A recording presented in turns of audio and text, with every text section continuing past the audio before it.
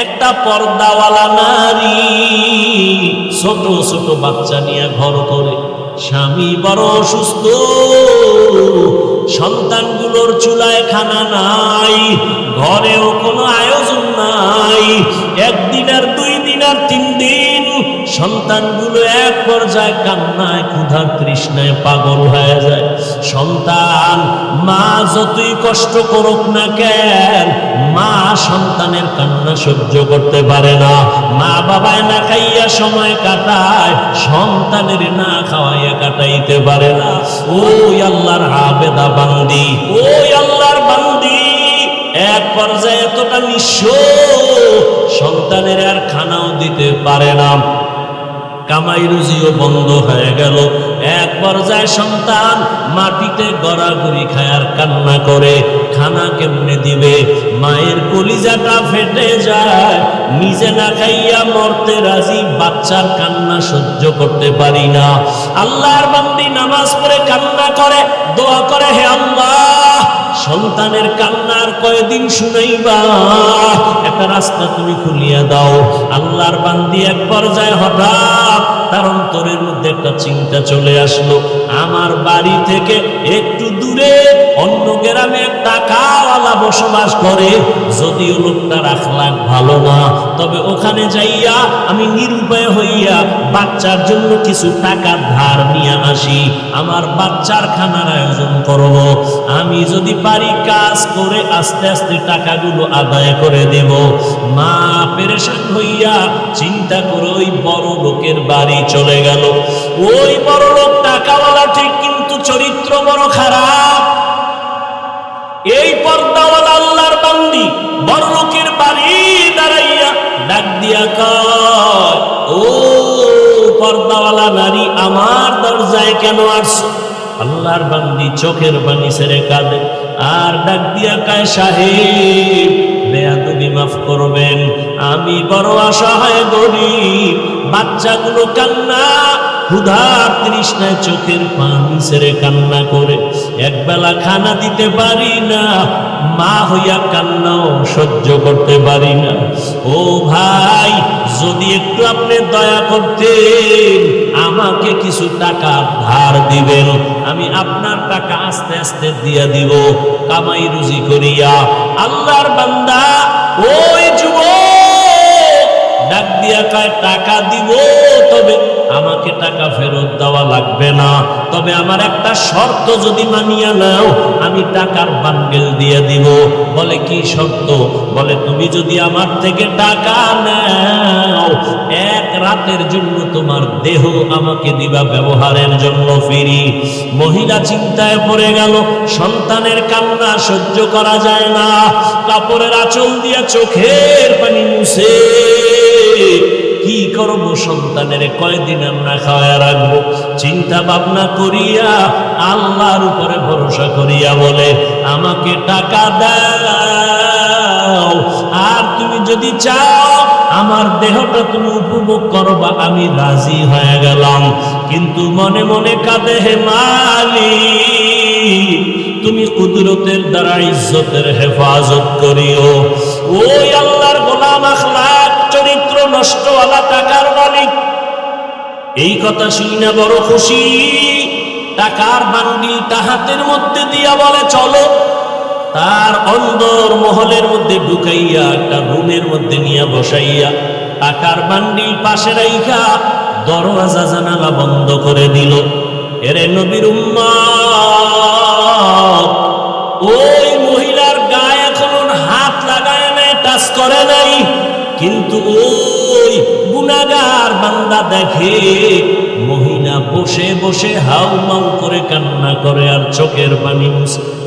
এবার ডাক দিয়া কয়, রে বোন, তুমি কেন কান্না করো? আমি তো তোমারে টাচ করি নাই, তোমার টাকাও তো আমি নিয়ে যাই নাই, তুমি আবার কেন এই রুমের মধ্যে বসে কান্না করো? আল্লাহর বান্দি চোখের পানি ছেড়ে কয়, ভাই, আমার এই জীবন, আমার বাবা বড় কষ্টের জীবন দিয়ে আমাকে বড় বানাইছে, আমার জীবনে একটা চরিত্রের কলঙ্কের দাগ নাই। আজ আমি সন্তানের খানার জন্য নিরুপায়, আমি সন্তানের মায়া সহ্য করতে পারি না।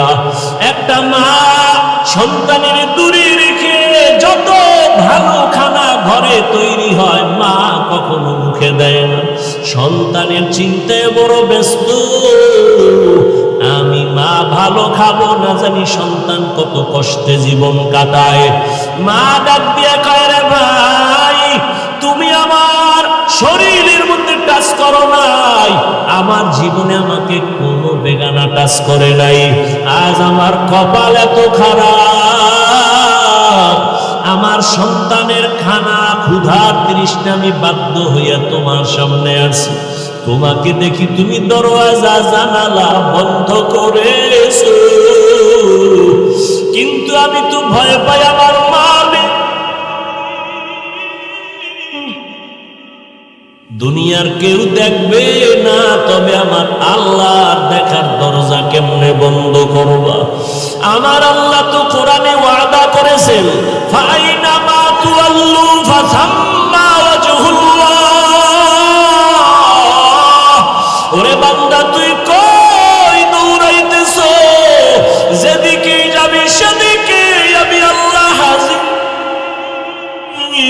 ওয়া হুয়া মাআকুম আইনামা কুনতুম। আমার আল্লাহকে ফাঁকি দেওয়ার কোনো উপায় নাই। ওরে আজ আমার জীবনে কেউ আমার শরীর টাচ করে নাই, গুনার আসর লাগে নাই। আজ আমার কপাল কেন এত খারাপ? সন্তানের অভাবে পড়িয়া আজ আমি একটা জিনার জন্য রুমের মধ্যে আটকায় গেলাম। আমার মাওলা কি আমার ইজ্জত রক্ষা করবেন না?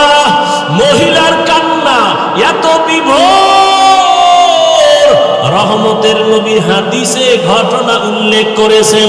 ওই মহিলার কান্না ওই বড় জিনাকারের অন্তরের মধ্যে দাগ কেটে গেল।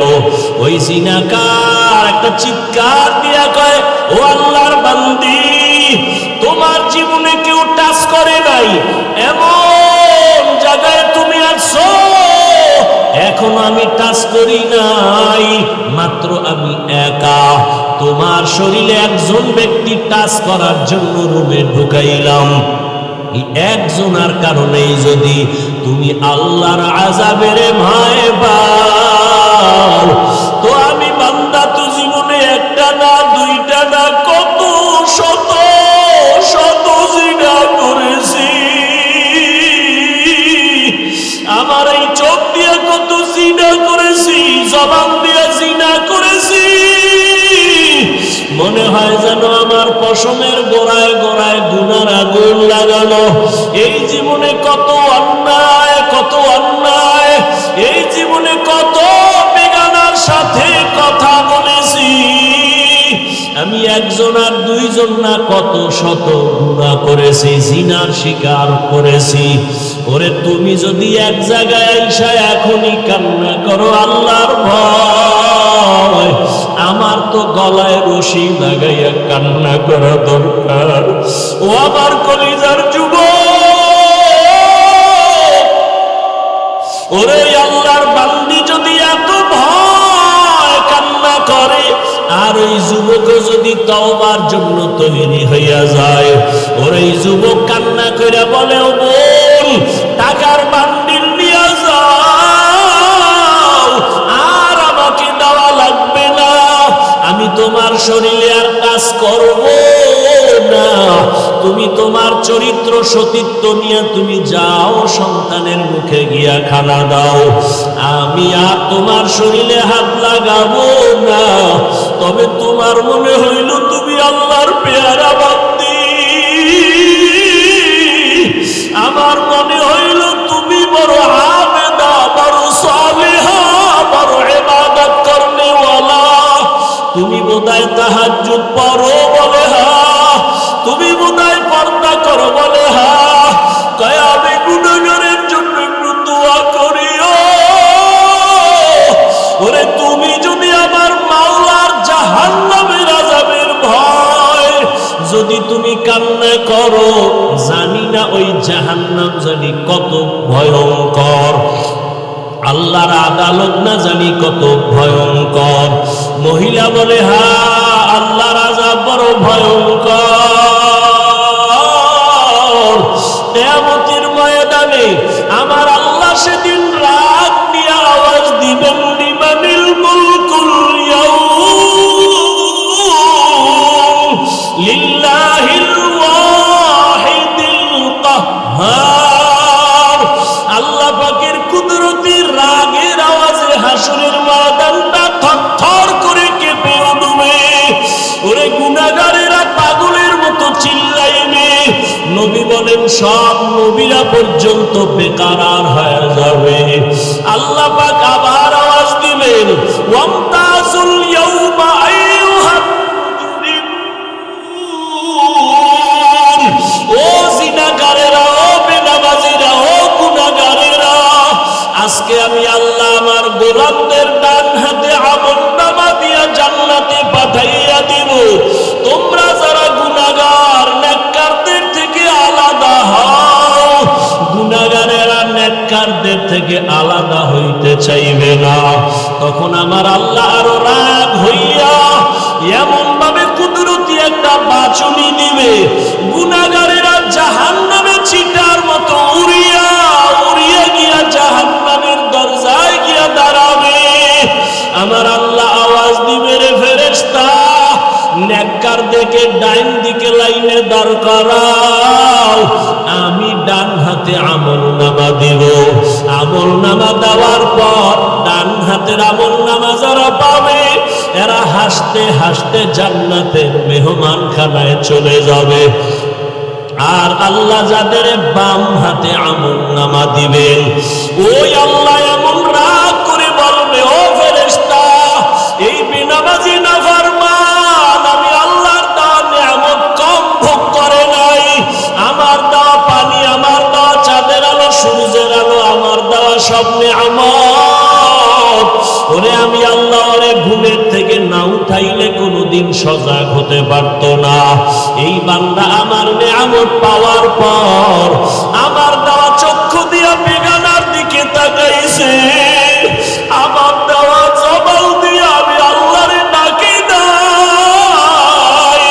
বেগানার সাথে ঘন্টার পরে ঘন্টা গুনাহের কথা বলছে। ও ফেরেশতা, ওরে বাম হাতে আমলনামা আমি সোজা দিব না, এই গুনাহগারের বুকের মাঝে ছিদ্র করিয়া ফেলো।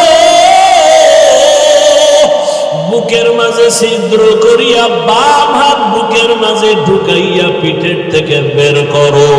ফেরেশতারা আল্লাহর হুকুম পাওয়া মাত্র বুকের মাঝে ছিদ্র বানাইয়া বাম হাতটা ঢুকাইয়া পেছন দিকে বের করে ফেলবে। আমার আল্লাহ কোরআনে বলেন, আমি আল্লাহ তখন পিঠের দিকের হাতে আমলনামা দিয়া আমি আল্লাহ বলবো, ইকরা কিতাবাকা কাফা বিনাফসিকাল ইয়াউমা আলাইকা হাসিবা। ও বান্দা বান্দি, জীবনে যত অন্যায় করছো হিসাব নামায় আমলনামায় লেখা, নিজের হিসাব নিজে মিলাও। ফেরেশতারা বলবেন, হে মালিক, তোমার বান্দার হাত পেছনে, আমলনামা পেছনে, চেহারাটা সামনে, চোখ দুইটার সামনে পড়বে কিভাবে? আল্লাহ আবার রাগান্বিত হইয়া বলবে, ফেরেশতা, এই গুনাহগার নাফরমানের ঘাড় ধরিয়া মোচড় দিয়া পেছন দিকে ফিরাইয়া দাও। ফেরেশতারা আল্লাহর হুকুম পাইয়া মোচড় দিয়া পেছন দিকে ফিরাইয়া এরপরে বলবে, দেখ জাহান্নামের আযাব কেমন। ওই আল্লাহর বান্দি কান্না করে। ওই বান্দির আল্লাহর আযাবের ভয় ওই জাহান্নামী যুবকের অন্তর হেদায়েতের আলো জ্বালায় দিল।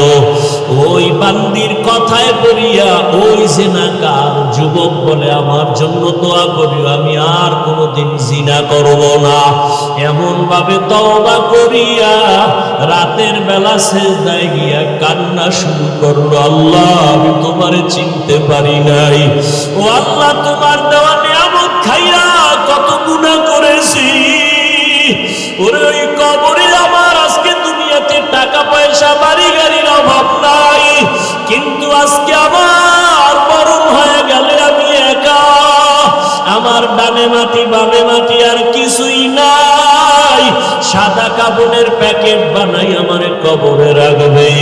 এইভাবে কান্না করিয়া তওবা করে ফেললো। আর ওই আবেদা আল্লাহর বান্দি টাকা নিয়ে বাড়ি চলে গেল।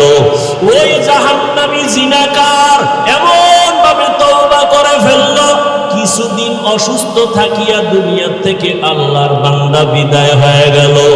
ওই সময় নবী হাদিসে লেখছেন, ওই সময় ভালো মানুষ যদি মারা যাইতো, তার বাড়ির দরওয়াজার মেইন গেইটে একটা লেখা উঠা থাকতো। কে লেখতো কেউ জানতো না। ভালো থাকলে লেখা থাকতো লোকটা বড় ভালো, আবার গুনাহ নিয়ে কবরে গেলে লেখা থাকতো বাড়ির গেইটে লোকটা বড় খারাপ। ওই আল্লাহর বান্দা যখন দুনিয়া থেকে বিদায় হয়ে গেল, এলাকার সবাই বড় খুশি। একটা গুনাহগার জালেম সন্ত্রাসী চলিয়া গেল, আমরা বড় নিস্তার পেয়ে গেলাম, শান্তির জীবনে বাস করব। কিন্তু সবাই রওয়ানা, বাড়ির দরজার গেইটে কি লেখা আছে দেখবো। সবাই বাড়ির গেইটে গিয়া তাকায় দেখে আরবি একটা শব্দ লেখা, হাদিসের ভাষা। নবী হাদিসে বলেন, ওই বাড়ির গেইটে গিয়া লেখা দেখে সবাই আরবিতে লেখা, কদ গফারাল্লাহু লিল কিফলি। ওই বান্দার নাম কিফলুন।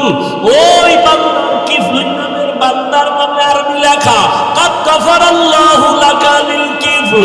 এই লেখা দেখা মানি হলো আল্লাহর ঘোষণা, ওই বান্দা তোমার জীবনের গুনাহ মাফ হয়ে গেছে, আল্লাহ তোমাকে মাফ করে দিয়েছে। ও কিফলি নামের বান্দা, কদ গফারাল্লাহু লাকা, কদ গফারাল্লাহু লিল কিফল।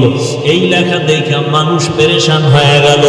এলাকার চিহ্নিত জাহান্নামী গুনাহগার জিনাকার, ওর বাড়ির দরওয়াজায় এই লেখা কেন আসলো? সবাই আশ্চর্য হয়ে গেল, আল্লাহ নাকি তাকে মাফ করে দিয়েছেন। সবাই তদন্ত শুরু করলো, ব্যাপারটা কি?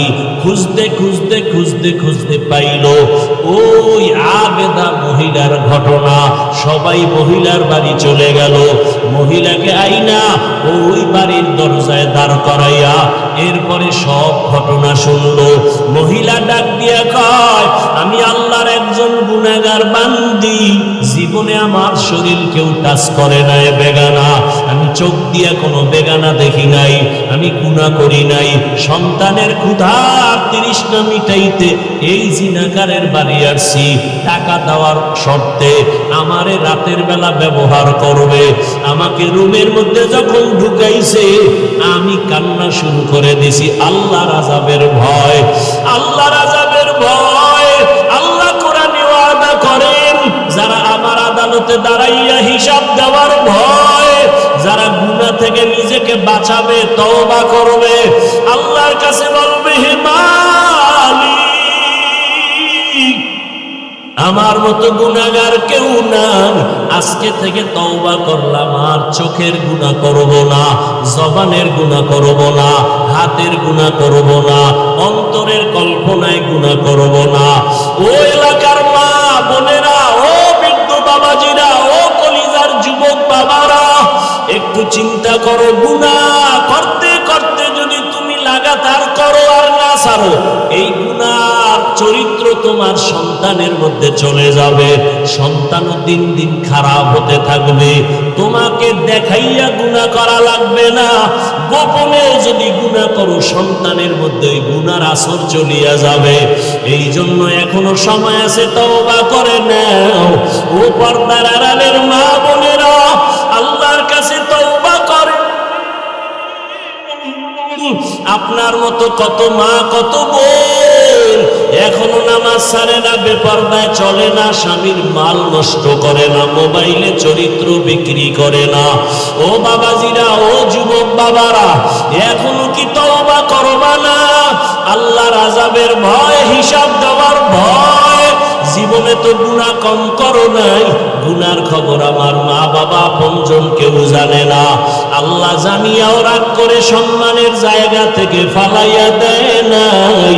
এখনো তওবা করো আর মনে মনে আমার আল্লাহকে ডাকো, ও দয়ার মালিক,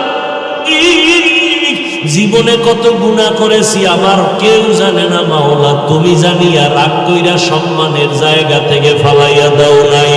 ও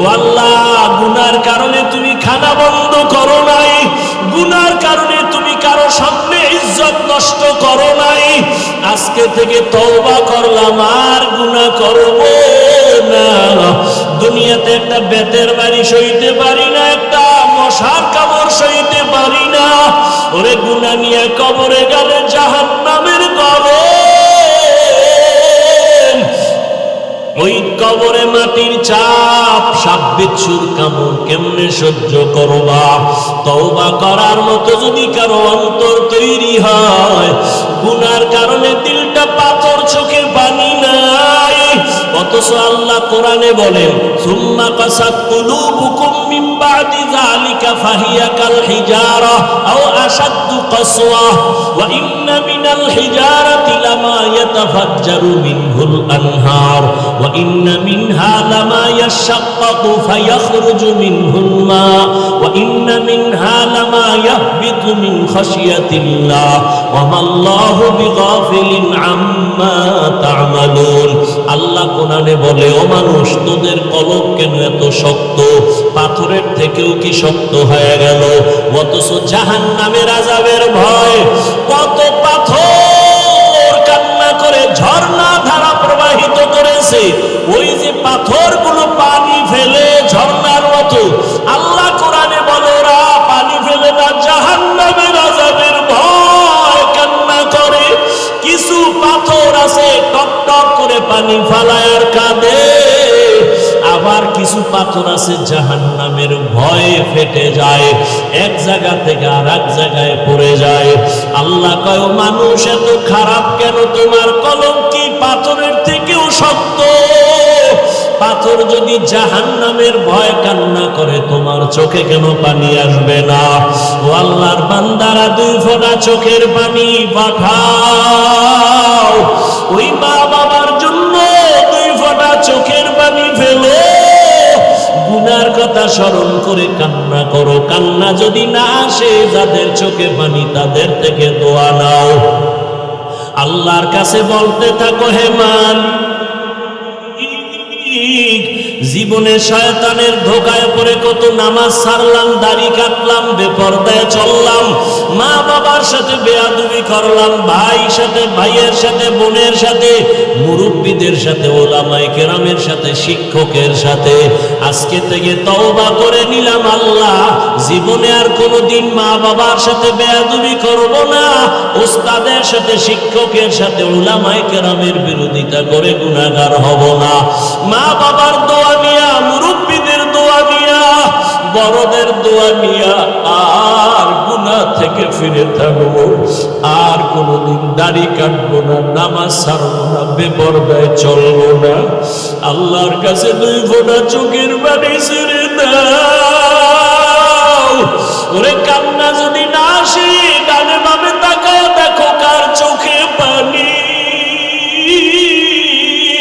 ওরে জাহান্নামের ভয় যদি আপনার আমার নবীও কাঁদেন, জাহান্নামের ভয়, আল্লাহর আদালতে দাঁড়াইয়া হিসাব দেওয়ার ভয় আবু বকর যদি কাঁদেন, ওমরের মতো জান্নাতি বান্দা যদি কাঁদে, আপনার কপাল কেন এত খারাপ? চোখে পানি আসে না? এখনো সময় থাকলে মা বাবার দোয়া নাও। ওরে মা বাবা যার না, কবর থেকে তাকাইয়াছে, একটু দোয়া কখন করবা? ওরে ওই মা বাবার জন্য কি একটু দিলে মায়া হয় না? ওই মা বাবার জন্য কি একটু দয়া হবে না রে সন্তান? ওই মা বাবা কত কষ্ট করে তোমাকে আমাকে মানুষ বানাইছেন। ওই মা বাবাকে কিছু দিতে না পারলো, 2 ফোঁটা চোখের পানি দাও। ও আল্লাহ, তাকাইয়া দেখে এই ময়দানে আপনার কোন গোলামেরা আপনার মোহাব্বত পাওয়ার জন্য কান্না করে। আয় আল্লাহ, এই শীতের মধ্যে কেউ টাকার জন্য কাঁদে না, বাড়ির জন্য কাঁদে না। আয় আল্লাহ, সবাই জাহান্নাম থেকে মুক্তি চায়। আয় আল্লাহ, শয়তানের ধোঁকায় গুনাহ করিয়া কাঁদে, আর গুনাহ করবে না। আয় আল্লাহ, আমাদের মাফ করে দেন। খাঁটি তওবাওয়ালা জিন্দেগি আমাদের দান করেন। গুনাহের প্রতি ঘৃণা জমায়া দেন। আয় আল্লাহ, গুনাহের প্রতি ঘৃণা জমায়া দেন। নবীজির সুন্নাতওয়ালা জিন্দেগি আমাদের দান করেন, আমিন। আলহামদুলিল্লাহি রাব্বিল আলামিন, والصلاة والسلام على سيد الأنبياء والمرسلين وعلى آله وأصحابه أجمعين يا أرحم الراحمين يا أرحم الراحمين يا أرحم الراحمين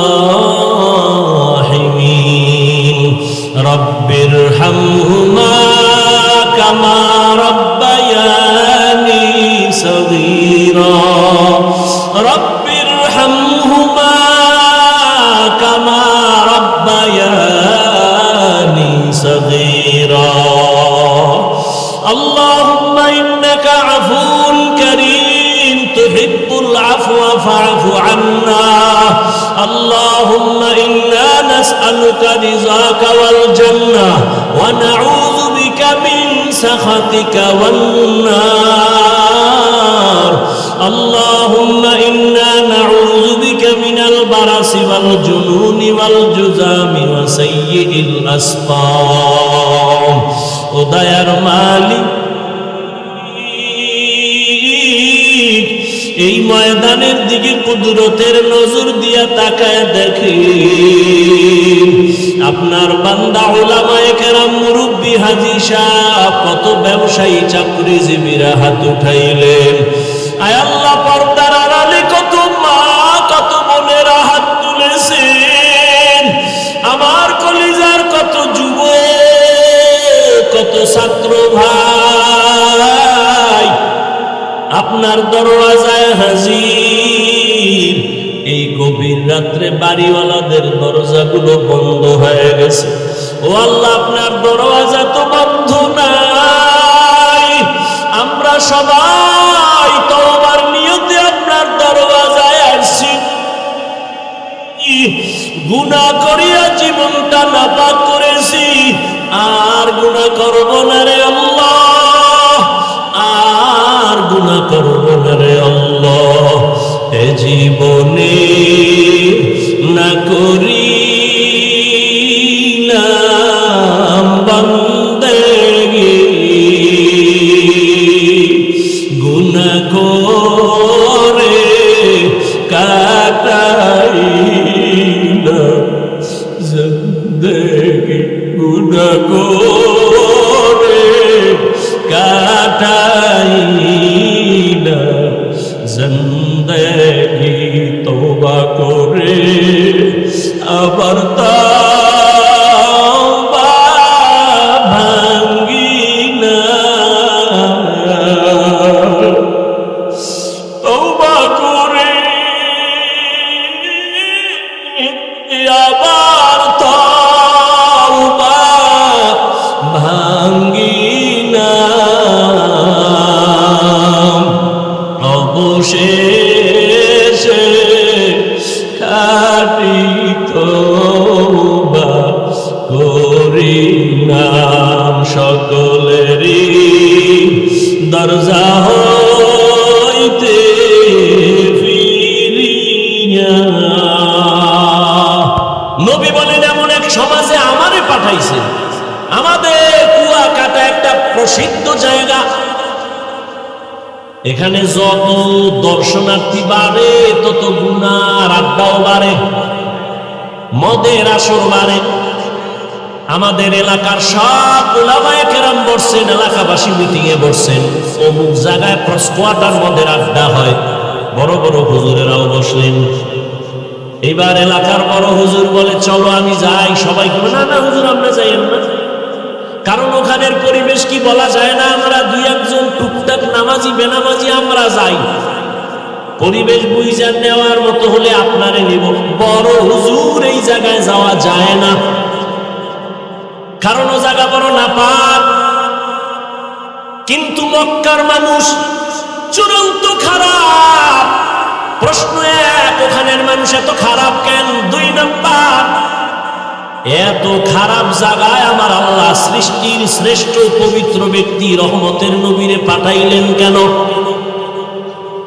নবীরে তো অন্য জায়গায় পাঠাবেন, বাইতুল মুকাদ্দাস আমাদের প্রথম কিবলা, সেখানে আল্লাহ না পাঠাইয়া পৃথিবীর নিকৃষ্টতম জায়গায় পবিত্র নবী আমার, যেই নবীর চেহারা দেখলে পেটের ক্ষুধা নিবারণ হয়ে যায়, আল্লাহ সেই নাপাক মানুষের মাঝে নবীরে কেন পাঠাইলেন? নবীর একদিকে মা নাই, বাবা নাই, সব হারা। রহমতের নবী বলেন, আমার এমন কপাল, দুনিয়াতে এসে একবার আব্বা বলে ডাকতে পারি নাই। 6 বছরে মা হারা, আমিও আশায় আমার বংশের সব মানুষ আমার দুশ্মনে পরিণত হলো। ওই সময় এই যুবকেরা, নবী বলেন, ওই সময় আমার সব দুশ্মন, ওই মুসিবতের সময় আমার পার্শ্বে যারা দাঁড়াইয়া উপকার করছে সব হলো যুবকেরা। নবী বলেন, বুড়ারা আমার বিরোধিতা করেছে, আর যুবক আমি মুহাম্মাদের উপকার করেছে। ও আলিপুরের যুবক, ও কুয়াকাটা এলাকার যুবক, রহমতের নবী খুশি হইয়া কয়, আমার মা নাই, বাবা নাই, আমি বড় অসহায় এতিম। ওই সময় সব আমার দুশ্মন, ওই সময় আমার পার্শ্বে এসে সহযোগিতার জন্য দাঁড়াইছে কারা? যুবক। ও যুবক বাবা, বলো তোমার দ্বারা রসুলের রেখে যাওয়া আদর্শের কি উপকার হয়েছে বলো। নবী বলেন, বুড়ারা বিরোধিতা করেছে, যুবকেরা আমার উপকার করেছে। আবু জাহাল আমার দুশ্মন বুড়া, আবু লাহাব আমার পেছনে দুশ্মনী করে বুড়া, ওতবা আমার পেছনে দুশ্মনী করে বুড়া, সাহেবা আমার পেছনে দুশ্মনী করে বুড়া। উপকার করছে কারা? যুবক। কয় কোন যুবক? কয় 7 বছরের একটা সন্তান, 11 বছরের মাঝখানে কেউ বলে 8, কেউ বলে 9, কেউ বলে 11 বছর, এই বয়সের একটা সন্তান দৌড়াইয়া রহমতের নবীর হাতে হাত লাগাইয়া কালেমা পড়িয়া কয়, নবী, কেউ যদি আপনার সাথে না থাকে, আমি 7 বছরের সন্তান আপনার হাত বলিয়ান করার জন্য, আমার জীবনটা কোরবান করার জন্য আদা করলাম। কয় বছর? 7 বছর থেকে 11 বছর। নবী কয়, আমার কলিজা ঠান্ডা হয়ে গেছে। কেন? এতদিন তুমি ছিলা আমার চাচাতো ভাই, এখন তুমি আমার সাহাবী, কিছুদিন পরে এই সাহাবী হবে নবীর জামাতা। এতটি পরিচয় দেওয়ার পরে নামটাও কইতে পারবেন নি? আলী কি আপনার ছোট ভাই? একটু সুন্দর ফিরে কইবেন। হযরত আলী রাদিয়াল্লাহু তাআলা, দেখছেন নি, আনহু কি, আর মহিলা হইলে হবে আনহা, পুরুষের বেলায় আনহু। হযরত আলী রাদিয়াল্লাহু তাআলা আনহু, মহিলা সাহাবিয়া আয়েশা রাদিয়াল্লাহু তাআলা আনহা। একজনের নাম আবুল কালাম, আপনি ডাক দিয়েছেন এই কাইল্লা।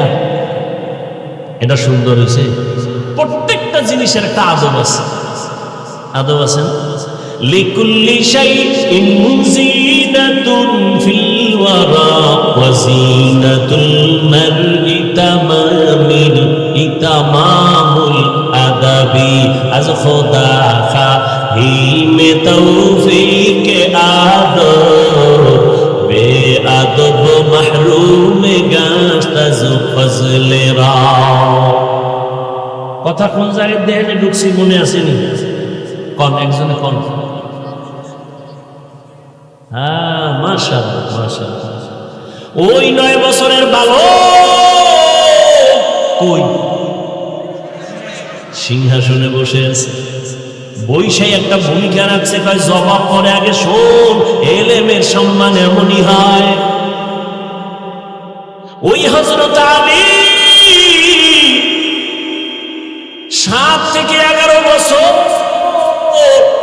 রহমতের নবীর হাতে হাত লাগাইয়া এমন দামি হয়ে গেলেন, রহমতের নবী একটা কলিজা দিয়ে দোয়া করলেন, আনা দারুল হিকমা ওয়া আলিয়ুন বাবুহা, ও আল্লাহ আমি হলাম ইলমের ঘর আর এই ইলমের দরওয়াজা আমার আলী।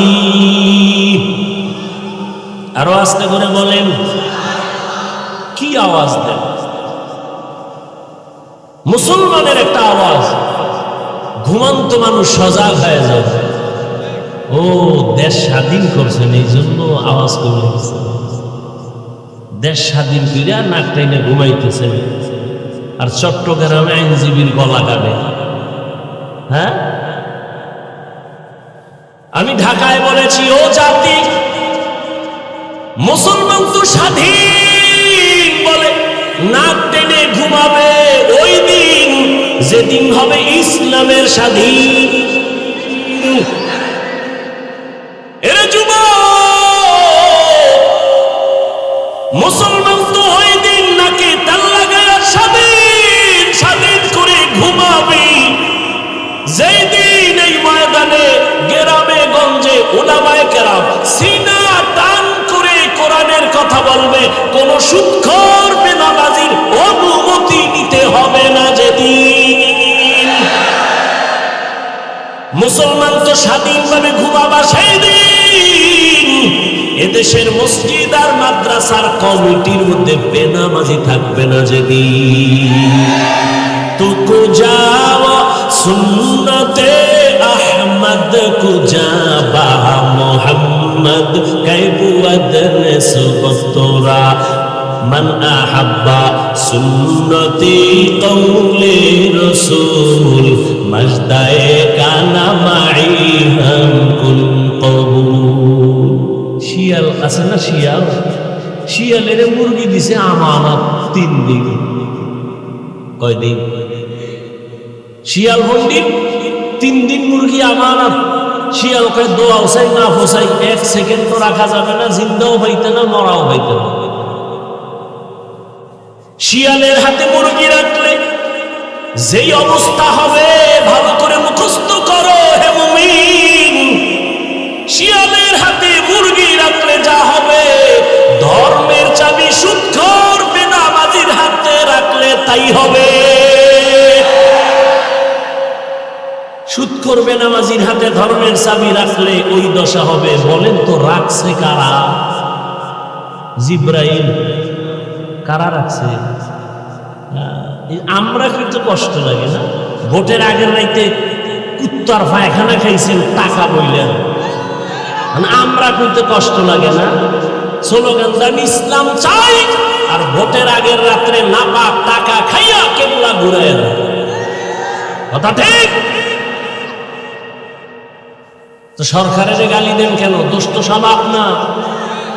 আপনি হারামখোর, এই জন্য আপনার নেতাও হারামখোর। আপনি সুদখোর, আপনার নেতাও সুদখোর। বর্তমান বাংলাদেশে আলেম চেয়ারম্যান আছে না নাই? নাই?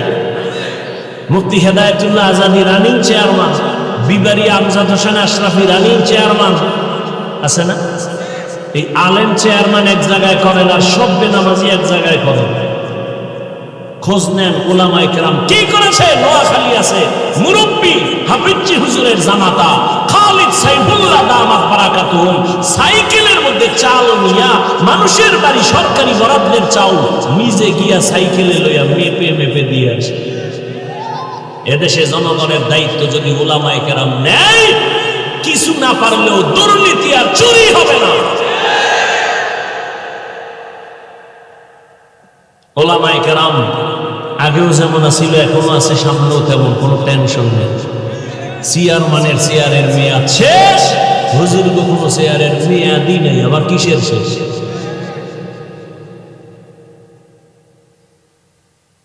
আল্লাহ হেদায়েত দান করুন। নাক টেনে ঘুমায়েন না, কাফনের কাপড় হাতে রাখেন, ডাক আসলে আবার যেতে হবে। জালেমের বিরুদ্ধে আন্দোলন একবার না বারবার করতে হবে। কোন জালেমকে কথা বলার সুযোগ দেওয়া হবে না, সত্যিকার অর্থে সুযোগ দেওয়া হবে না, সোচ্চার থাকতে হবে। জালেমের বিরুদ্ধে আন্দোলন একবার নয় বারবার। কোন জালেম যদি আলেমের সাথে বেয়াদবি করে, আস্তে মিষ্টি করেন, কি বলে রেকর্ড করেন, আবার আন্দোলন হবে জালেমের বিরুদ্ধে। আল্লাহ হেদায়াত দান করুন। সর্বনাই বলে আসছি না, 2 গরুয়ে ধান খা, মালিকে বেত লই এক গরুর উপরে পিডান দিছে, আর এক গরুর দৌড়। জিগে তুই দৌড়াও কেন? এর পরের সিরিয়াল আমার। বুঝছেন? আর বাংলাদেশ কিন্তু এটা বাংলাদেশ, এটা বাংলাদেশ, বুঝলেন? আপনাকে কেউরে দরকার নেই, আলিয়া মাদ্রাসাও লাগবে না, শুধু আমরা কওমিওয়ালারা বাঁশের লাঠি লয়ে যদি শিক্ষক ছাত্র মাঠে নামি, সমস্ত নাস্তিক বেঈমানগুলো কথা বলার আগে আলেমের অনুমতি নিতে হবে। সাবধানে চলে, আর বুকের পাটা থাকলে সামনে দাঁড়ায় ওলামায়ে কেরাম। ওলামায়ে কেরাম মরতে জানে, মারতে জানে, কিন্তু কোনো বেঈমান আর নাস্তিকের সামনে মাথা নত করতে জানে না।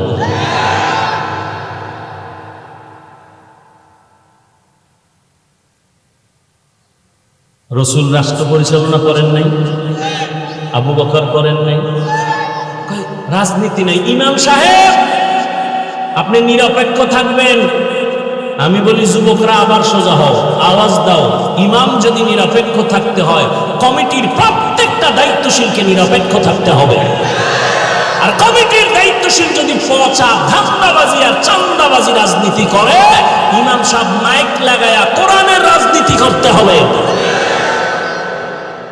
কোন সুযোগ দেওয়া যাবে না। আল্লাহ বুঝার তৌফিক দান করেন। রহমতের নবীর আদর্শ দিয়ে রাষ্ট্র পরিচালনা করে দেখায় গেছেন যে ইসলাম ছাড়া শান্তির কোন পথ।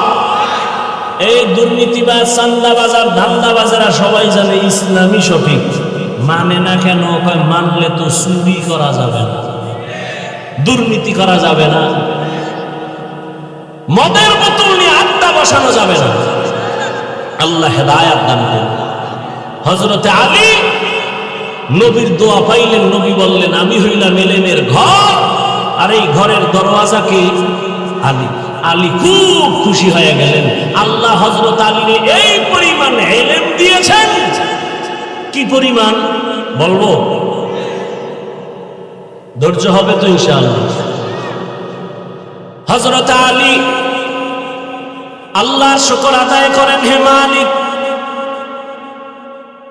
সম্মানের চেয়ারে বসার জন্য 2 পুঁজির একটা পুঁজি লাগে। হয়তো লাগে টাকা পয়সা, মাল সম্পদ, না হয় লাগে শিক্ষকতা, যোগ্যতা, ইলম। ও দয়ার মালিক, তুমি আমাদের ইলম দিয়েছো, টাকা দাও নাই, মাল দাও নাই, তোমার শুকর আদায় করি। রাজিনা ইসমাতাল জাব্বার ফিনা, লানা ইলমুন ওয়ালিল আদায় মালু, ফাইন্নাল মা লা ইয়াফনি আন কারিবিন, ওয়া ইন্নাল ইলমা বাকিন লা ইয়াজালু। হযরত আলী ডাক দিয়া বলেন, ও আল্লাহ, আমাদের টাকা পয়সা দেন নাই, ইলম দিয়েছেন, শুকর আদায় করি, কারণ টাকাওয়ালার টাকা আজ আছে, কাল থাকবে না। কথা বলেন না কেন? দেখছেন না কই বিল্ডিং ওয়ালার আকাশ সুন্দর মনে ঘুমায়, দুদক নোটিশ দিছে, এত টাকা পাইছে, হিসাব দে, ঘুম হারাম। তুই 10 তলা বিল্ডিং এর বাহাদুরি করে লাভ কি যদি কপালে ঘুম না থাকে? সুইস ব্যাংকে টাকার পাহাড় করে লাভ কি যদি ওই টাকা আমার পরিবারের কেউ ভোগ করতে না পারে? নাম বলবো না। যাদের টাকায় বাংলাদেশটা তাজা হয়, এইরকম টাকাওয়ালা 6-7টা ভাই, কিন্তু কপাল বড় খারাপ। যাদের টাকায় বাংলাদেশ তাজা হয়, সরকার পর্যন্ত চলে। এদের মা কয়েকদিন আগে মারা গেছে, কপাল খারাপ। এত টাকা, এত ক্ষমতা, কিন্তু মায়ের জানাজায় সুযোগ থাকছিল, তার বড় যায় নাই, ধরা খাওয়ার পরে। এর নাম কি? কপাল কপাল কপাল কপাল, এর নাম কি? কপাল। এই টাকা পয়সা দিয়ে কি লাভ হবে রে বাবা? ও যুবক, এজন্য হযরত আলী বলেন, আমরা ইলম পেয়েছি, টাকা পাই নাই, দুঃখ নাই। কেন? টাকাওয়ালার টাকা আজ আছে, কাল থাকবে না। ইলম ওয়ালার ইলম যখন সিনায় ডুববে, আর ইলম বিদায় হবে না।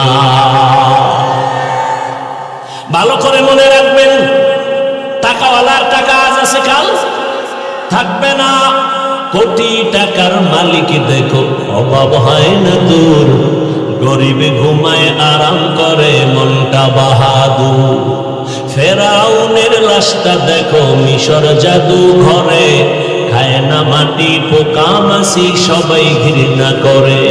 হৃদয়ে থাকিবে যার নম্রতা সাদা, রহমত আসিবে সেথা প্রভুর ওয়াদা। বড়র বাড়াই থাকলে দিলে রহমত আসবে না। নিজেকে নিজে ছোট মনে করিও সদা। উঁচু জমিন থেকে পানি নিচু জমিনে যায়, তেমনি খোদার রহমত আসে নম্রতার হৃদয়। ভোগবিলাসের বাড়ি গাড়ি পরে রবে সব, ভোগবিলাসের বাড়ি গাড়ি পরে রবে সব। থাকতে সময় স্মরণ করো আল্লাহ আমার রব, থাকতে সময় স্মরণ করো আল্লাহ আমার রব। এরে নবীর আশিক হযরত আলী বলেন, ইলম পেয়ে খুশি, টাকা চাই না কারো। টাকাওয়ালার টাকা আজ আছে, কাল থাকবে না। ইলম ওয়ালার ইলম সিনায় ঢুকবে, আর ইলম বিদায় হবে। তবে এখানে ছাত্রদের জন্য একটা পয়েন্ট আমি বলে রাখি। ও আমার কলিজার ছাত্র বাবারা, ইলম সিনায় ঢুকবে। ও স্কুল কলেজের ছাত্র, ও মাদ্রাসার ছাত্র বাবারা, জ্ঞান যখন তোমার ভেতরে ঢুকবে, বিদায় হবে না, হবে না, হবে না ফাইনাল। তবে ভয়, কখনো কখনো ইলমটাও চলে যাবে। কেন? দুইটা বেয়াদবি করলে, কি? এক নাম্বার, ইলমের সাথে যদি বেয়াদবি করো, ইলম থাকবে না। দুই, ইলম যারা শিখায়, এই ইলম ওয়ালাদের সাথে যদি শিক্ষকের সাথে বেয়াদবি করো, তো ইলম তোমার মধ্যে থাকবে না। তুমি একদিন দেখবা অনেক বড় আলেম, এক সময় দেখবা তোমার জিহনের মধ্যে কোনো আয়াত নাই, কোনো ইলম নাই। বড় কঠিন কথা। ও আমার ছাত্র বাবারা, আমরা জীবনে মাদ্রাসায় পড়েছি, জীবনে ছোটবেলা থেকে আমার বাবা কোনদিন একটা ফুল প্যান্ট, কেন হাফ প্যান্ট তো পরার নাই, লুঙ্গি আর পাজামা পরছি, আর এই গোল জামা বড়টাই পরছি, কানি পাড়াও পড়ি নাই। কিন্তু একটা বাংলা লেখা পাইলে ওই কাগজটা সম্মান করে সম্মানের জায়গায় রাখিয়া, ও ছাত্র বাবারা, ওই বাংলা পৃষ্ঠার বইয়ের পৃষ্ঠা ছিঁড়া তুমি জোতার মধ্যে ঢুকাইয়া পরীক্ষার হলে যাও নকল করার জন্য। যেই বিদ্যা দিয়া তুমি এখন শিক্ষিত, সেই বিদ্যার পৃষ্ঠা তুমি ছিঁড়ে চুরি করে নকল করেছো, তাহলে তোমার রেজাল্ট কি? ছাত্র জীবনে বিদ্যা চোর, চেয়ারে বসলে হবে সরকারের টাকা চোর। এলমেরা এক জাজু করদন বেহিসাব, তো তেরা দাদন জওবে বাসওয়াব। টাকাওয়ালার টাকা আজ আছে, কাল থাকবে না। ইলম ওয়ালার ইলম সিনায় ঢুকবে, বিদায় হবে না। তবে বিদায় হতে পারে না, পারে না। শিক্ষকের সাথে বেয়াদবি করলে ইলম থাকে না। হযরত আলী বলেন, আমাকে একটা অক্ষর যিনি শিখাইছেন, তার মূল্য কত? মান আল্লামানি হারফান ইনশাআ বাআ ওয়া ইনশাআ আতাকা। আমাকে একটা অক্ষর যিনি শিখাইছেন, তার মূল্য এত। চাইলে আমাকে গোলাম বানাইয়াও রাখতে পারেন, বিক্রিও করে দিতে পারেন। শিক্ষকের সাথে প্রতিবাদ করার কোনো সুযোগ নাই। দুই নাম্বার ব্যবধান, আমি টাকা পাইয়া খুশি না, ইলম পেয়ে খুশি। কেন?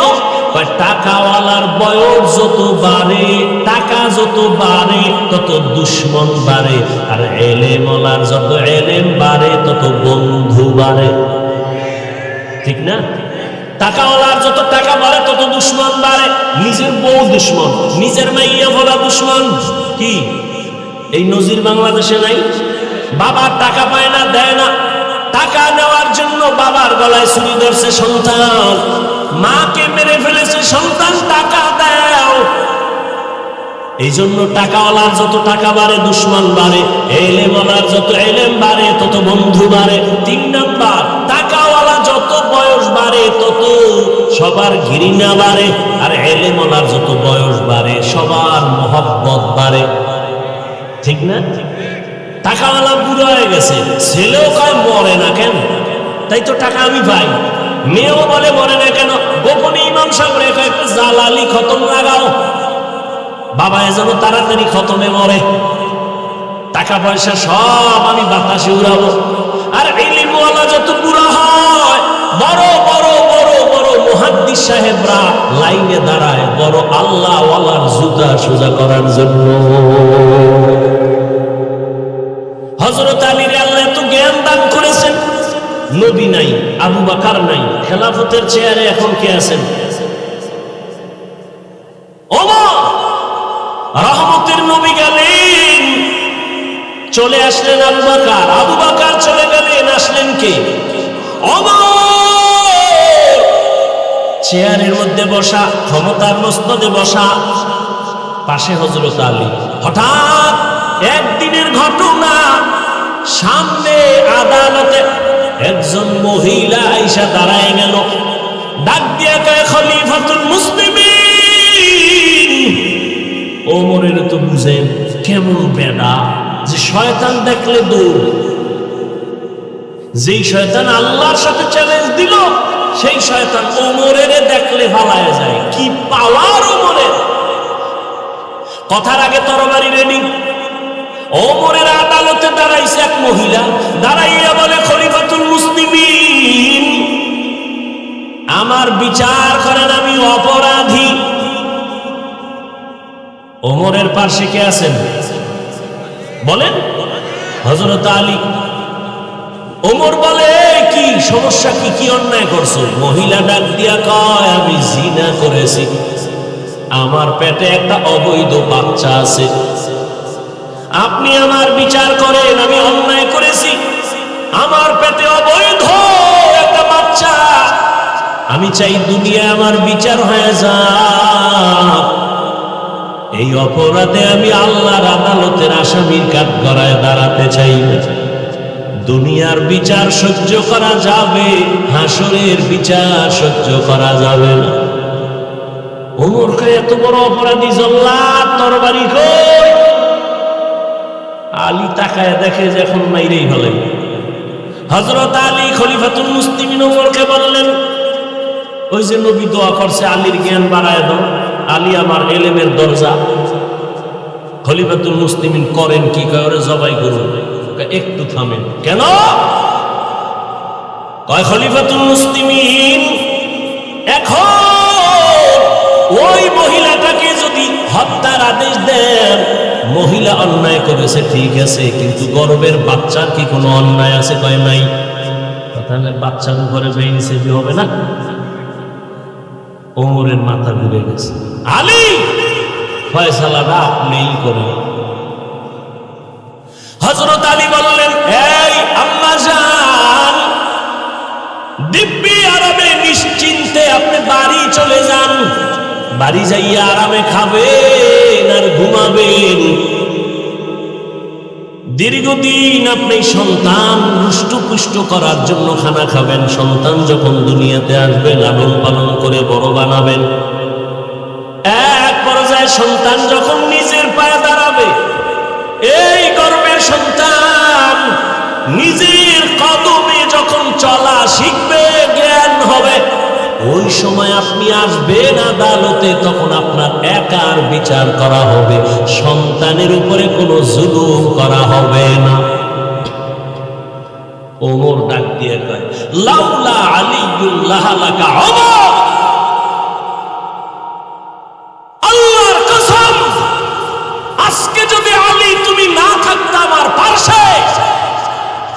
যেই ফয়সালা দিছিলাম আমার এটাই জাহান্নামের কারণ হয়ে যেত। আলী তোমার দোয়া কাজে লাগছে, রাসূল দোয়া করেছে, তুমি ইলমের দরওয়াজা আজ সেটা প্রমাণ হয়ে গেল। ইলমের সম্মান, ইলমওয়ালার সম্মান। আলিপুর বাজারে বিল্ডিং এর অভাব নাই, কিন্তু আল্লাহর কসম একটা বিল্ডিং এর ওই পরিমাণ দাম নাই কোরআনওয়ালা টিনের ঘরের যেই দাম। কোরআনের কারণে এত দাম, ঠিক এই মজলিসটারও কোরআনের বরকতে এই দাম। ঠিক ওই কোরআনের ইলমের কারণে আল্লাহ আমাকেও সে সম্মান দিয়েছে, একমাত্র কোরআনের কারণে, টাকার কারণে না, ক্ষমতার কারণে না, একমাত্র আল্লাহর দেওয়া কোরআনের ইলমের বরকত। বাচ্চা হারুন রশিদ প্রশ্ন করল, আমি জাহান্নামী নাকি জান্নাতি, জবাব দাও। 9 বছরের বালক দাঁড়ায় গেল, সিংহাসনে বসলো। আল্লাহ তাআলা তাকেও ইলমের ভান্ডার খুলে দিয়েছে। বড় বড় আলেমরা তাকায় আছে, 9 বছরের বালক আবার কি বলবে? মাওলায় ক্ষমতা দিলে হয় না, হয় না? ইলমেরা এজাজু করদন বেহিসাব, খলতেরা দাদন জবাবে বাসব। বাচ্চা হারুন রশিদ একদিকে রাষ্ট্র চালায়, অন্যদিকে বাচ্চা হারুন রশিদ একজন বড় বুজুর্গ। জানা থাকলে বলেন, হারুন রশিদের বউয়ের নাম কি? জুবায়েদা খাতুন। কে সেই জুবায়েদা? মক্কায় যাবেন, এখনো সেই জুবায়েদার নামে বিশাল বড় পানির ড্রেন আছে, নাম হলো নহরে জুবায়েদা। এই ক্ষেত্রে আমি পর্দার আড়ালের আম্মা জান ও বোনদেরকে বলি, ও পর্দার আড়ালের আম্মা জানেরা, বোনেরা, এত বড় ক্ষমতাওয়ালা বাচ্চা হারুন রশিদ, কত কপাল পোড়া আমরা। ঘরের মধ্যে কোরআন শরীফ আছে, কিন্তু কোন কপাল পোড়া এমনও আছে 20 বছর হইছে একটা দিন খুইলাও দেখলো না যে কোরআনটা কেমন। এত বয়ান করে হুজুরেরা, দেখি ভিতরটা কেমন। ওরে কোরআন তো এমন একটা কিতাব যেটা খুইলা শুধু তাকায় দেখলেও সওয়াব। ওই যে একটু আগে বলছি বাইতুল্লাহ দেখলে, ঠিক কোরআন দেখো সওয়াব।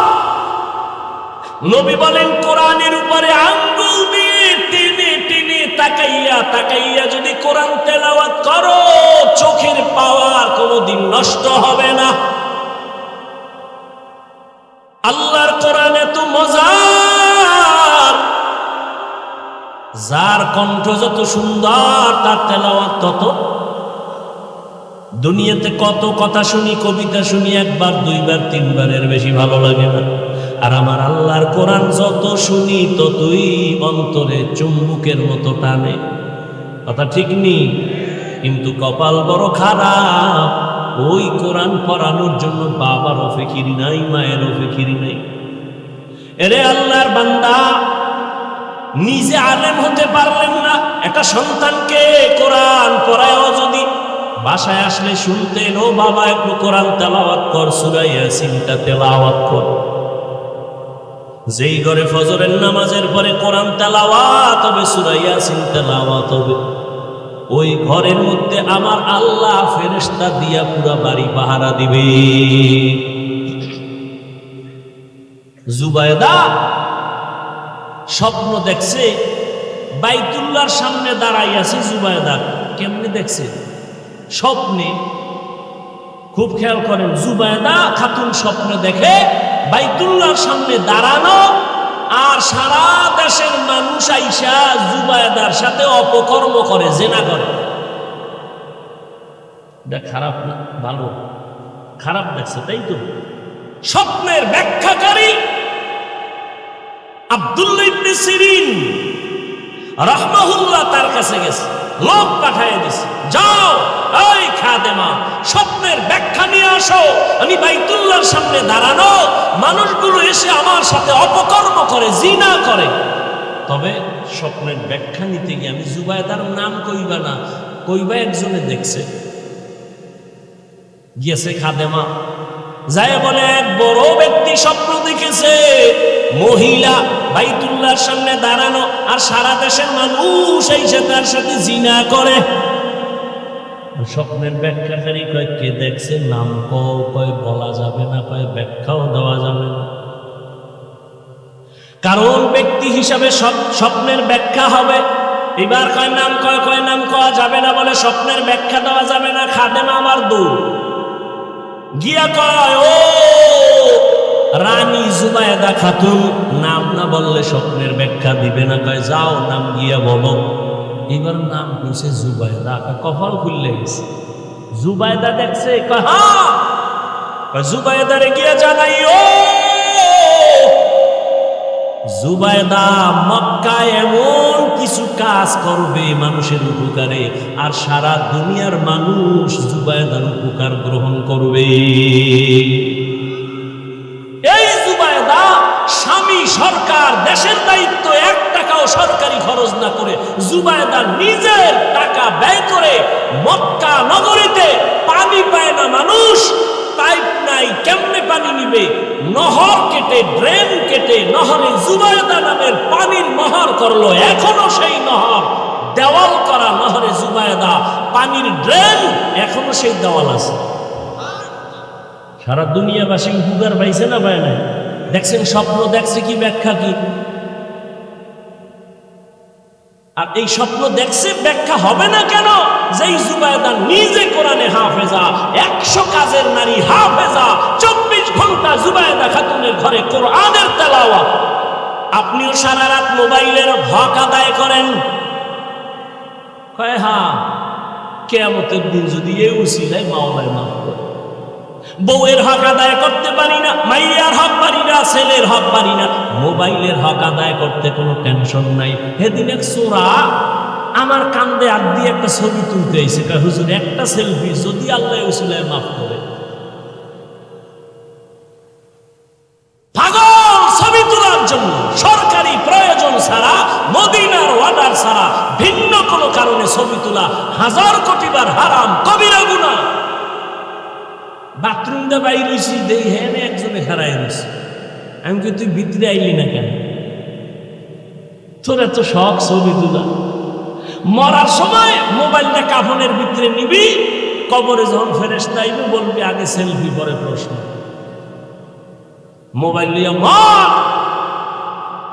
আহ, ঘরে ঘরে ঘরে ঘরে মোবাইলে সারা রাত কবিরা গুনাহ, কবিরা গুনাহ। স্বামী আর স্ত্রীর মধ্যে দূরত্ব কেমনে যে বুঝায় যুবক? এই মোবাইল কথা কয় না। স্বামী আর স্ত্রীর মাঝে দ্বন্দ্ব, এই মোবাইল। মা বাবা সন্তানের মাঝে দূরত্ব, এই মোবাইল। ছাত্র শিক্ষকের মাঝে দূরত্ব, মোবাইল। মা ছাড়তে রাজি, মোবাইল ছাড়তে রাজি না। ভাই ছাড়বে, বাপ ছাড়বে, টাকা ছাড়বে, বাড়ি ছাড়বে, মোবাইল ছাড়বে না। এই জন্য আল্লাহর কাছে বারবার দোয়া করি, হে আল্লাহ, মোবাইলের গুনাহ থেকে তুমি আমাদের পরিত্রাণ দান করো। আমি যে ফেসবুক চালাই না, কি হয়েছে? এই পুরুষে আমরা শুনছি ছোটবেলা, পুরুষ জিদ করলে বাদশা হয়, বাদশা। মহিলাগণ আর পর দরকার নেই। পুরুষে জিদ করলে, রাগ করলে কি হয়, আর মহিলারা কি হয় ওটা আর দরকার নাই। কম তো জিদ করতে পারো না যে জীবনে মোবাইলে আর চালাবো না, ফেসবুক দেখবো না, বেগানা নারী দেখি কি হয়। আল্লাহ এই মোবাইলের গুনাহ থেকে আমাদেরকে হেফাজত করে। অনেক কষ্ট হইতেছে, আরে ভাই আমার তো হইতেছে, তারপরও আপনাদের দোয়ার জন্য চালাচ্ছি। পৃথিবীতে কথা বলার মতো কষ্টের কোনো আর কাজ নাই। তাও যদি টাইম মতো ঘুম না হয়, বা কুত্তার মতো সারা দেশে দৌড়। এরপরে 1 লাইনের মানুষ হইলে বোঝা যায় চোখ বন্ধ করে একটা টান দিয়ে গেছিল। মানিজ্য দিয়া হরেক লাইনের এক এক মেজাজের এক একজন কথা ঠিক না। গরম কথা কইলে কয় হুজুরের ইমান বেশি গরম এখন ঠান্ডা ওয়াজ করলে কয় পরের বাড়ি খাইয়া ইমানের ভাওয়ার শেষ। কি শব্দ সুযোগ কয় ভাই দাওয়াত কা আলহামদুলিল্লাহ আমনের বাড়ি কয় নাউজুবিল্লাহ। ভাইরা আমার,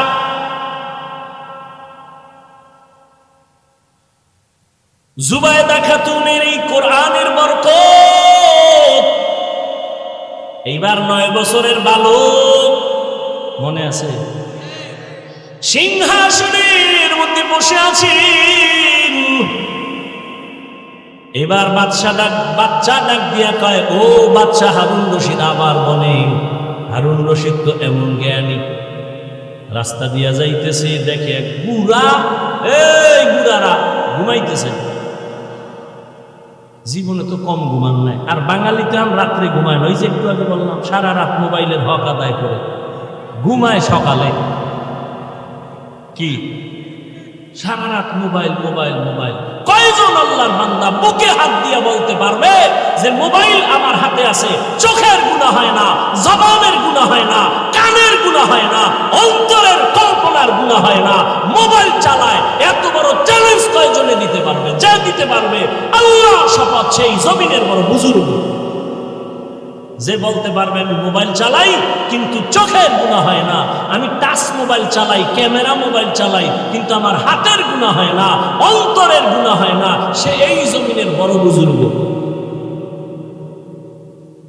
আর একটা কথা খেয়াল করবেন, আল্লাহ মাইয়ে বলা দিছে না, কথা কন না কেন? বেয়াদবি মাফ করেন, একটু মোহব্বত লাগাই কইতো অনেক কথা বইলা ফেলাই বেয়াদবি নিয়ে নেবে। সন্তান ছোট, বাবায় লয়ে গেছে বাজারে, গিয়া ঢুকছে ফল কিনবে, তো বাচ্চা ওই ফলের দোকানে দাঁড়াইয়া এখনো বাবার দাম করতেছে। বাচ্চা একটা ফল দইরা মুখে দিছে, মনে করেন আঙ্গুর। এখন যার জাত মান আছে হের তো কাম শেষ, আর যার মান নাই ইজ্জতের চিন্তা করে না, হে টেস্ট করতে করতে আধা কেজি খেয়ে দিয়েছে। কয় ভাই কমলা কত? কয় এত। মিষ্টি? দেখেন দে, এইটা থুয়ে গেছে। আঙ্গুর কত? কয় এত। মিষ্টি? কবে আনছো? দেখি, দেখো। দেখতে দেখতে মোটামুটি আধা কেজি খেয়ে গেছে। এরকম কিছু বেহায়া আছে না? এরা ডেলি যদি ফল বাজারে যায় তার ফল কিনে খাওয়া লাগবে। ছেলে, বাচ্চা ছেলে ফল যখন দইরা মুখে দিছে, ইজ্জত আলার ইজ্জত। ফল ধুইয়া বাচ্চার হাতটা ধরে ডাইরেক্ট বাসায় দৌড়, ঘরে ঢুইকা বিবি রেখা, বিবি আমার ইজ্জত শেষ। কেন? ফলের দোকানে সন্তান হঠাৎ করে একটা আঙ্গুর মুখে দিয়ে ফলাইছে। বলো জীবনে আকাম তুমি করছো? বউ কয় না, আমি তো কোনোদিন কারো জিনিস দইরা খাই নাই। স্বামী বলো তুমি করছো? স্বামী বলে আল্লাহর কসম আমি কোনোদিন অন্যের জিনিস ধরি নাই। স্ত্রী কয় হয়তো তুমি নাই তো আমি, বাইর করো খুঁজো। খুঁজা খুঁজা খুঁজা খুঁজা এবার বউ হঠাৎ করে কয়, হ্যাঁ বিয়ার আগে আমার আব্বাজানের বাড়ির পাশে আর একটা বাড়িওয়ালার গাছ ছিল, আমগো বাড়িতে ঝুইকা রইছিল, ওই ডালের ফল আমি ছিঁড়া খাইছি। বুঝেননি? বুঝেননি? গাছ ভালো হলে ফল কি হবে? একটা বাবা চিন্তা করে না যে আমি যদি চরিত্র নষ্ট করি তো আমার সন্তানের মধ্যে অটোমেটিক সে চরিত্র চলে যাবে। আপনার চরিত্র আলা সন্তানের শিখান লাগবে না, অটো চলে যাবে। বুঝেন নাই? ফ্রি মাইন্ড আর ডোন্ট মাইন্ড। বউ স্বামীর নাম ধরে ডাকে, স্বামীও বউরের নাম ধরে ডাকে, বউরে ডাকে এই বেবি ওয়েলকাম। বেবিও স্বামীরে ডাকে হৃদয়, পানি দাও। আল্লাহ দিছে সন্তান, কেউ ভাই নাম ধরে ডাকেন কেন? কয় ডোন্ট মাইন্ড, ফ্রি মাইন্ড। তো সন্তান বড় হইয়া দেখে, এ কয় বেবি, হে কয় সাগর, হে কয় হৃদয়। এখন বাচ্চাও শিখছে ডাক দিয়ে, বেবি ভাব দে। কিছুদিন পর পাই হৃদয় টাকা দে। আচ্ছা 2 দিন শোনা যায় সন্তান কইবে আব্বু আম্মু, এটি কয় না, মাথা গরম। এবার রায়বারে গেছে বইরা, ভাই সন্তান আল্লাহ দিছে, মান সম্মান শেষ, জুতার বাড়ি খাওয়া বাকি, সন্তান নাম দইরাটাকে মাইনসে উঠলে তো জুতা দিবে, কি করা যায়? বুদ্ধি একটাই, সন্তানের মাঝখানে বসাইয়া তুমি বউরে কবা একবার আম্মু, বউ তোমারে কইবে একবার আব্বু। এইভাবে প্র্যাকটিস করো তো সন্তানও শিখবে আম্মু আম্মু, নাইলে এছাড়া আর কোনো উপায় নেই। ফ্রি মাইন্ডের কপাল। জিন্দগি মে বন্দগি তু কর নহে, जिंदगी में बंदगी तू कर नहीं, जिंदगी बे बंदगी शर्मिंदा है, जिंदगी बे बंदगी शर्मिंदा है। यहाँ हम सब मुसाफिर दिल ना लगा,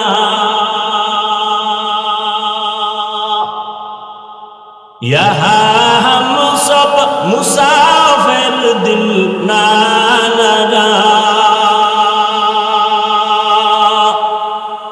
अहले दिल की नजर से रूह करता जा,